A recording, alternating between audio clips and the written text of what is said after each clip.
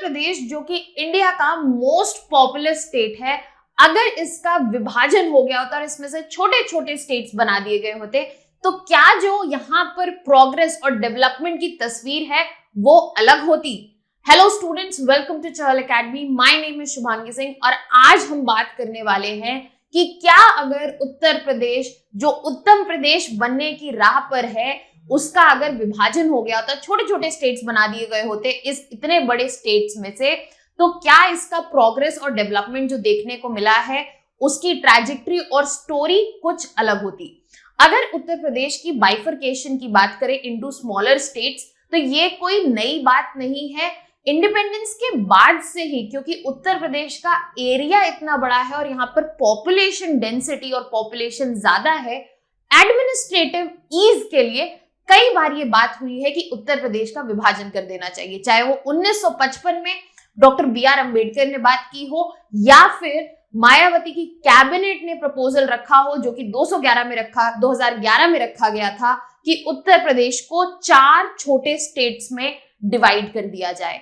और अगर ऐसा हो जाता तो इसके हमें क्या क्या इम्प्लीकेशंस देखने को मिलते। तो चलिए आज आगे बढ़ते हैं इसी बात पर। साथ ही साथ I would like to wish you for Diwali a very happy and prosperous Diwali to all to the students, क्योंकि दिवाली एक ऐसा फेस्टिवल है जो कि बहुत बड़ा और इसको फेस्टिवल ऑफ लाइट्स भी कहते हैं।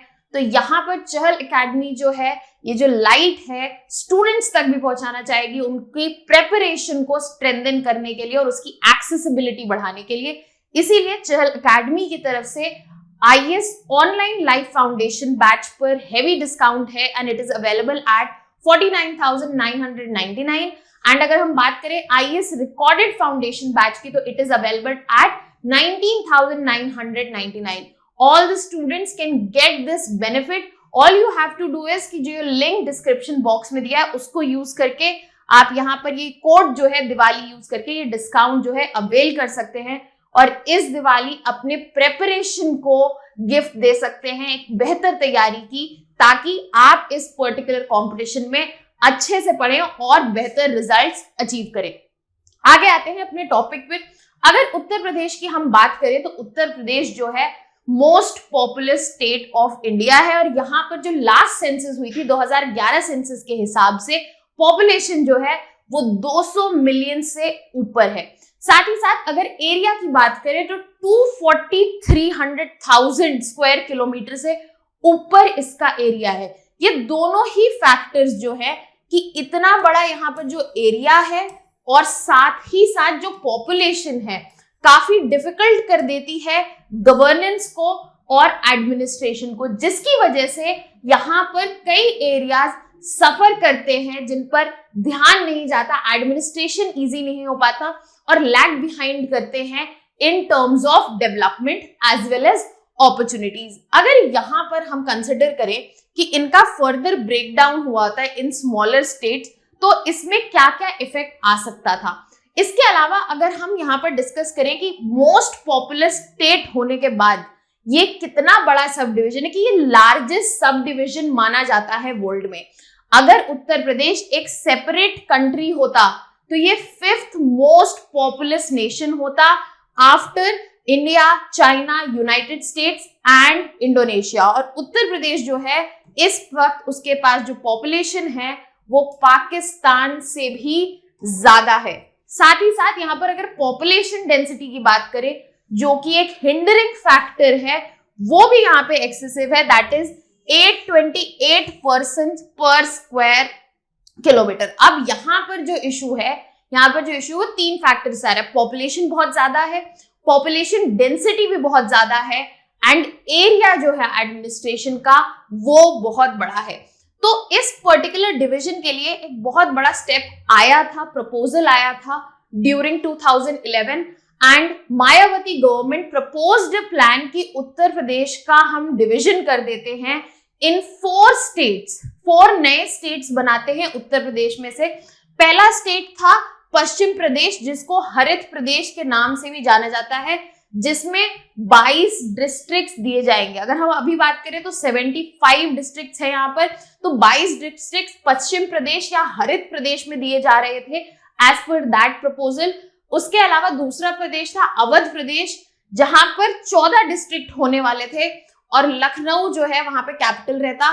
फिर तीसरा स्टेट जो बन रहा था वो पूर्वांचल बन रहा था, जहां पे 22 ईस्टर्न डिस्ट्रिक्ट रखे जाते यूपी के, और चौथा विभाजन था बुंदेलखंड, जिसमें 7 डिस्ट्रिक्ट जो हैं रखे जाते। और ये प्लान प्रपोज किया था मायावती गवर्नमेंट में इन 2011। हाउएवर ये मटीरियलाइज नहीं हो पाया। Uttar Pradesh stood as single state, जहां पर ये सब डिविजन देखने को नहीं मिला।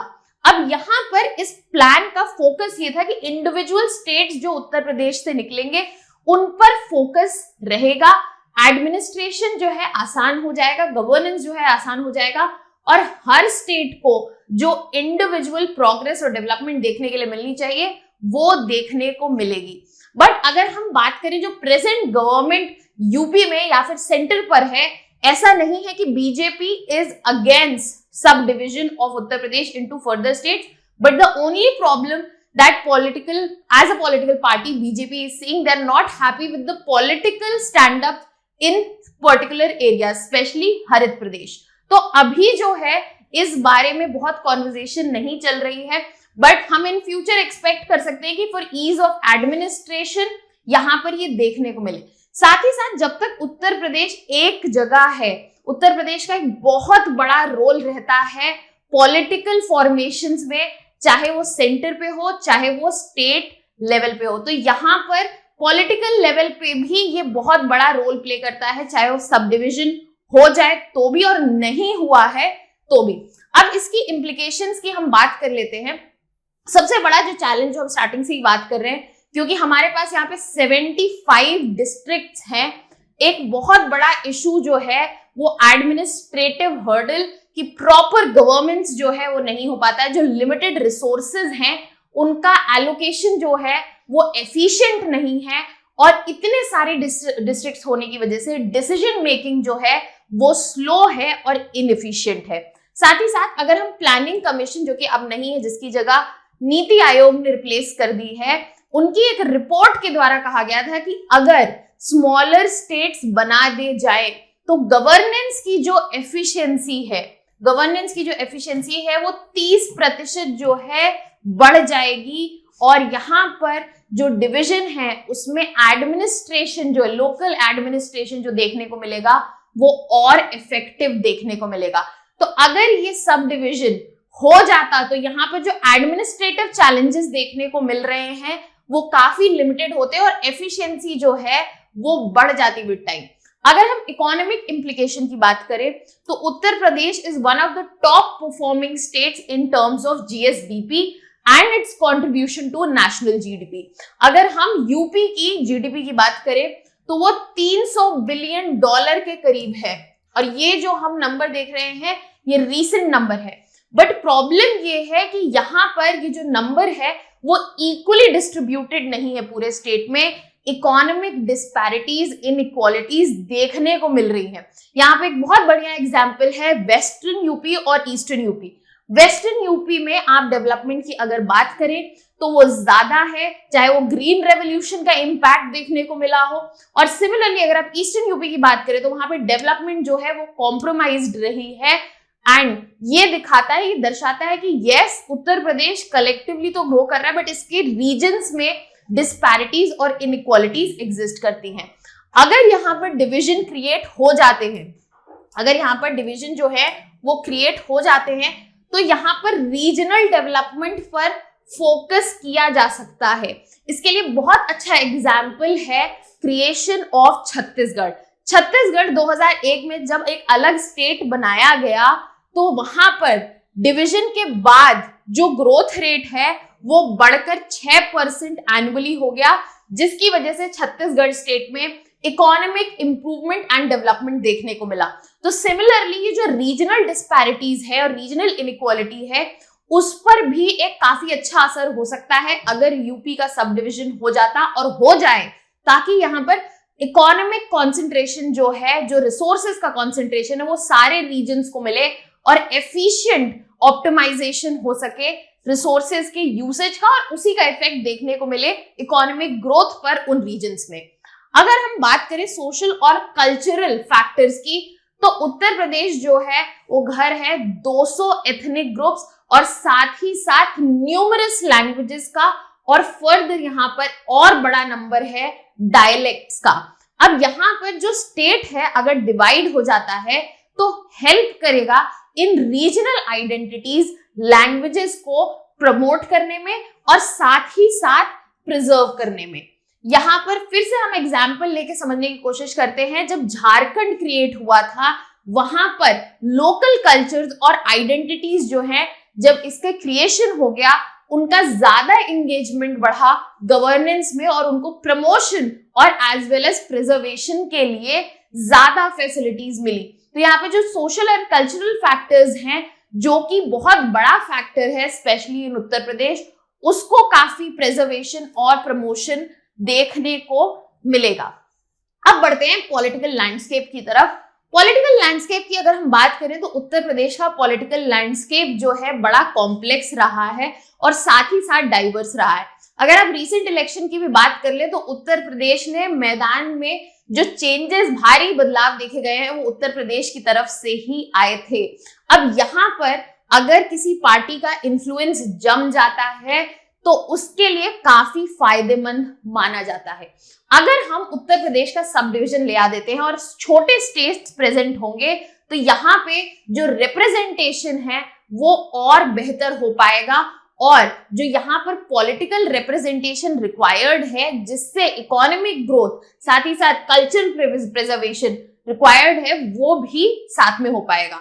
अगर यहाँ पर हम आगे बात करें उत्तराखंड की एग्जाम्पल के तौर पर, जहां पर छोटी कॉन्स्टिट्यूएंसीज बनाई गई, वहां पर टारगेटेड गवर्नेंस देखने को मिला और जो लोकल इश्यूज को प्रायोरिटी नहीं मिल रही थी वो प्रायोरिटी मिली। साथ ही साथ पॉलिटिकल जो रिप्रेजेंटेटिव्स थे उनकी अकाउंटेबिलिटी बढ़ी और यहाँ पर उत्तराखंड जो कि पहले अंडर प्रेजेंटेड था, अब बेटर पॉलिटिकल रिप्रेजेंटेशन जो है उत्तराखंड में मिला। तो UP even though as a unit हमारे पॉलिटिक्स को बहुत इफेक्ट करता है, बट यहाँ पर जो रिक्वायर्ड है पॉलिटिकल रिप्रेजेंटेशन से कि लोकल इश्यूज का प्रायोरिटाइजेशन हो पाए, प्रॉपर जो अकाउंटेबिलिटी है पॉलिटिकल रिप्रेजेंटेशन से वो आ पाए, वो और बेहतर हो जाएगी अगर यूपी का विभाजन फर्दर सब स्टेट्स में हो जाता या फिर आगे आने वाले समय में हो जाए।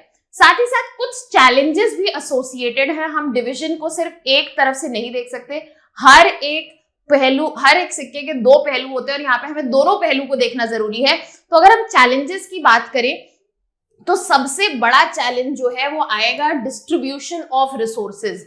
अब इन स्टेट्स में कैसे डिवाइड किया जाए रिसोर्सेज को ताकि यहाँ पर कोई इश्यूज और चैलेंजेस ना आए और यहाँ पर जुडिकेशन जो है वो ज्यादा इन्वॉल्व ना हो। यहाँ पर हमने देखा है फॉर्मेशन ऑफ तेलंगाना और वहां पर जो रिसोर्सेज से रिलेटेड इश्यूज आए हैं उनसे हम ये चीज क्लियरली समझ सकते हैं कि एक बहुत बड़ा चैलेंज होगा अगर एक बड़े डिवीजन में से छोटे सब डिवीजन बनाते हैं कि रिसोर्सेज का एलोकेशन कैसे होगा, B it water, B it land, B it borders, ये कैसे डिसाइड होगा कि किस सब डिवीजन में क्या चीज जानी चाहिए। साथ ही साथ जैसे जैसे नई गवर्नमेंट बनती जाएगी हर एक छोटे सब डिवीजन में वहां का एडमिनिस्ट्रेटिव कॉस्ट भी है वो जनरेट होगा और वो नया होगा और इस वजह से एक बर्डन पड़ेगा हमारा एडमिनिस्ट्रेटिव कॉस्ट का भी, क्योंकि जब भी नए फॉर्म स्टेट्स बनते हैं तो इनिशियल एक्सपेंसेस जो हैं वो डेफिनेटली अकर होते हैं। तो ये भी एक चीज जो है एज अ चैलेंज एग्जिस्ट करती है और अगर सब डिवीजन आगे होगा तो फर्दर करेगी।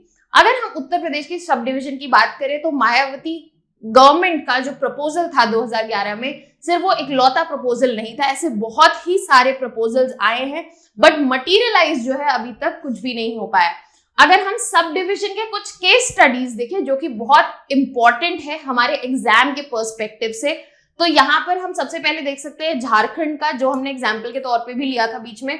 यहाँ पर अगर हम डिवीजन की बात करें तो यहाँ पर ग्रोथ रेट जो है बढ़कर 8.5% हमें देखने को मिला है। छत्तीसगढ़ की बात करें तो जैसे ही छत्तीसगढ़ का क्रिएशन हुआ 2000 में उसके बाद जीडीपी ग्रोथ पहले डिकेड में 6.7% रही है।